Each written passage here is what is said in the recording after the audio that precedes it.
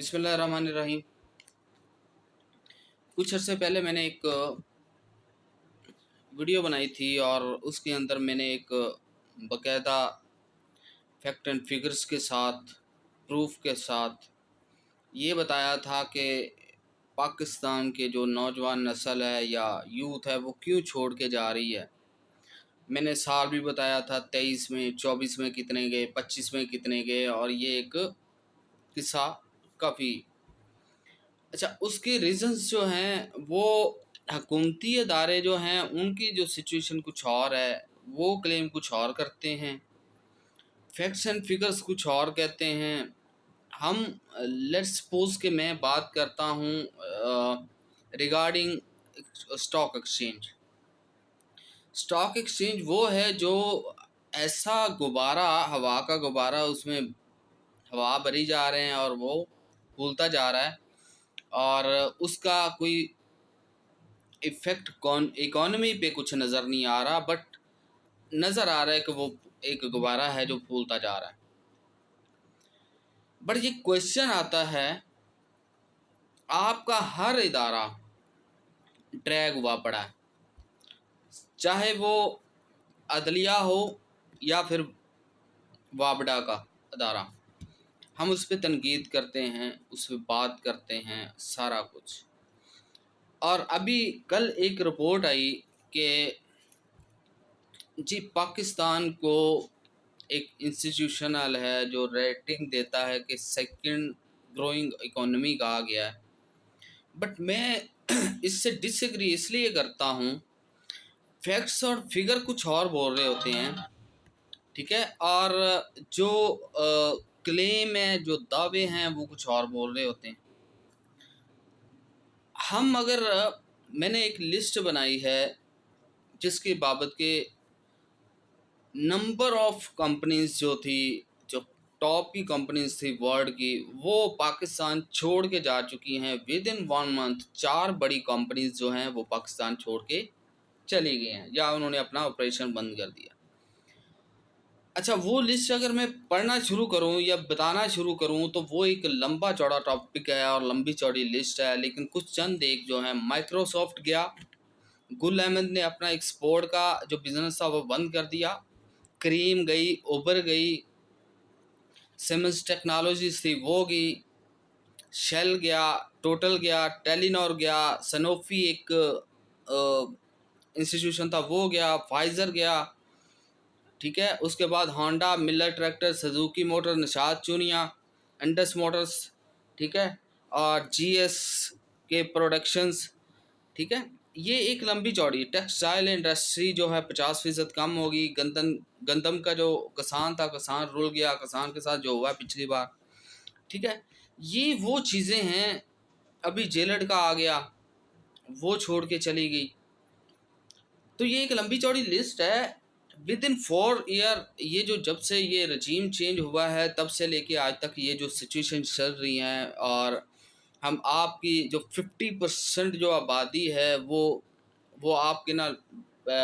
Poverty line کے نیچے چلی گئی ہے، جسے خط غربت کہتے ہیں، اس کے نیچے چلی گئی ہے۔ تو یہ سارے فیکٹس ہیں جو ہم دیکھ رہے ہیں، بٹ میرے لیے یہ اسٹانشنگ ہوتا ہے کہ جب کوئی کمپنی، جب کوئی ادارہ، یا جب کوئی حکومتی عہدیدار یا پریس کانفرنس یا پھر ایسا کو کلیم کرتا ہے کہ اکانومی اوپر جا رہی ہے اور ہمارے حالات بہتر ہو رہے ہیں، فلاں ہو رہا ہے، فلاں ہو رہا ہے، مجھے نہیں سمجھ آتی کہ یہ فیکٹس اینڈ فگر کہاں سے لیتے ہیں۔ ابھی آپ کے ابو ذر غفاری صاحب ہیں، ابو ذر آئی تھنک غفاری صاحب ہی ہیں، جو چیمبر آف کامرس کے چیئرمین ہیں، اور پھر وہاں پہ خالد کھوکھر ہے جو کسان اتحاد کے ہیں، ان کی پریس کانفرنس سنی ہم نے، ابو ذر کی سنی، چیئرمین چیمبر آف کامرس کی ہم نے سنی۔ انہوں نے ایک بڑا ہی پتھیٹک قسم کا اور بہت ہی الارمنگ قسم کی چیز سامنے رکھی کہ اکانومی کو جو ہوا کا غبارہ ہے، جس کبھی بھی پھٹ سکتا ہے، like before I am talking about stock exchange, وہ کسی بھی وقت پھٹ سکتا ہے۔ تو اکانومی کہاں سٹینڈ کر رہی ہے، اور یہ جو ادارے، جو انسٹیٹیوشن ہیں جو کہہ رہے ہیں جی second growing economy of Pakistan کی، یہ کس بیس پہ کر رہے ہیں؟ یہ اسٹاک ایکسچینج کس بیس پہ آ رہی؟ اسٹانشنگ فار می کہ آپ اب ایک اور رپورٹ دیکھتے ہیں، اب ایک اور جنرل ڈسکشن میں کر رہا ہوں، I am not talking about any specific thing, but میں جنرل ڈسکشن کرتا ہوں. ابھی ایک ڈاکٹرس کی ہمارے ہاں سن رہا تھا کہ 54% ڈاکٹر جو پاکستان کے ہیں وہ پاکستان چھوڑ چکے ہیں. وائی؟ اب ایک دیکھیں برین ڈرین ایک کسی بھی کنٹری کے اندر ایک حد تک ٹھیک لگتا ہے کہ آپ کے ریمیٹنسز آنے چاہیے، آپ کو آپ کا زر مبادلہ آنا چاہیے، آپ کے جو ہے فارن ایکسچینج بہتر ہونی چاہیے، بٹ ایک ایکسیسو قسم کی برین ڈرین جو ہوتی ہے وہ کسی بھی اکانومی کو، کسی بھی کنٹری کو کمزور کرنے کے لیے ایک اکائی ہوتی ہے، آپ جسے ایک بنیادی جز کہہ لیں. ہمارے ہاں نوجوان سے لے کے ڈاکٹرز تک ایک بڑی ریشو میں جا رہے ہیں، اور ہمارے ہاں یہاں دعوے کچھ اور ہوتے ہیں، جسے دیکھو وہ کہہ رہے ہیں جی ہم نے تو دودھ اور شہد کی نہریں بہا دی، نظر ہمیں کہیں نہیں آتا. یہاں ہمارے ہاں جو سسٹم ہے، جو ہمارے یہاں سسٹم ہے، کم سے کم ہم ٹاکنگ اباؤٹ کہہ لیں کہ ٹیکسز پہ، فائنس پہ، بلوں پہ جو ہمارے یہاں ملک چل رہا ہے، یا پھر بیک پہ، امداد پہ، اور جو باقی معاملات پہ چل رہا ہے، اس سب کے ہوتے ہوئے بھی یہ کلیم کرنا کہ پاکستان از گروئنگ، تو یہ میرے لیے حیران کن ہے. کم سے کم ایک جو شعور رکھتا ہے، جو اس کی نالج رکھتا ہے اور فیکٹس اینڈ فگرز جانتا ہے، وہ جب سنے گا تو پھر وہ ڈیفینیٹلی یہی بات کرے گا دیٹ یو آر لائنگ. اور اوپر سے نیچے تک آپ جھوٹ بول رہے ہیں، اور جھوٹ سنا رہے ہیں، اور جھوٹ بیچ رہے ہیں، اور جھوٹ ہی پسند کر رہے ہیں، چاہے وہ کوئی بھی ادارہ ہو. میں یہ نہیں کہتا کسی بھی اسپیسیفک ادارے کے بارے میں بات نہیں کر رہا، بٹ جو بھی یہ کر رہا ہے وہ ظلم کر رہا ہے. جو سچ کو چھپا کے جھوٹ کا پرچار کر رہے ہیں اور پبلسٹی کر رہے ہیں،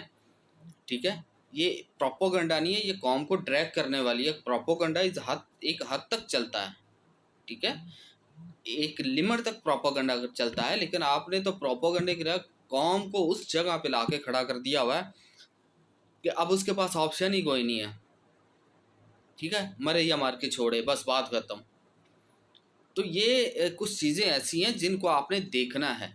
کیونکہ آپ اس وقت اقتدار میں ہیں. پلس اینڈ مائنس جیسے آئے ہیں، جیسے لائے گئے ہیں، جیسے I am not talking about the merits of the